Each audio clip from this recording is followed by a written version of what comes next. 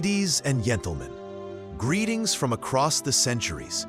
I am Vincent van Gogh, and I cannot tell you that a singular honor is to be invited, rather miraculously, to the unveiling of a brand new lily that proudly bears my name, the Van Gogh. To offer days of words of celebration to you this evening fills me with genuine delight. I first saw daylight in a small Dutch town and spent my early years as an art dealer and even a missionary.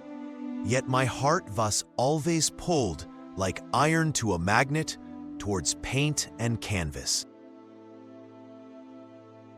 After a spell in Paris, I journeyed south, where the dazzling Provençal sun and the rugged beauty of nature became the very marrow of my work.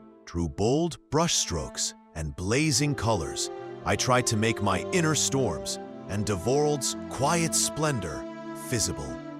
Of all hues, yellow was my beacon, hope, vigor, warmth itself. Whether I painted sun-scorched fields or that now famous bouquet of sunflowers, the color carried my fiercest convictions. So when I learned that a radiant yellow LA lily has been christened Van Gogh, I was quite frankly over the moon, as only a painter who adored that color could be. Watching a lily unfurl reminds me of laying down layers of paint, nature working patiently, stroke by stroke, until the picture is complete. That such a flower could bloom from a partnership between Japan and the Netherlands, two cultures joined by a love of beauty, strikes me as the finest proof that art knows no borders and time itself is negotiable.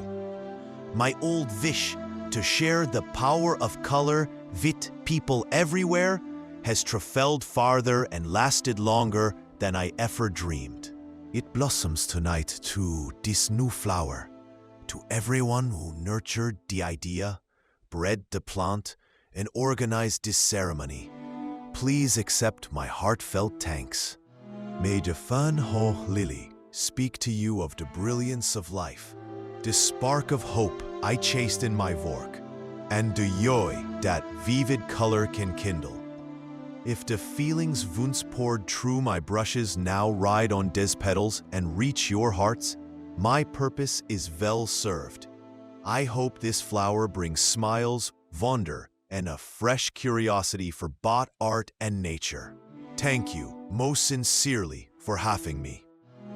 And now, if you will excuse me, I shall slip back into the realm of paint and imagination and keep an eye on you all from the other side of the canvas. Vincent van Gogh.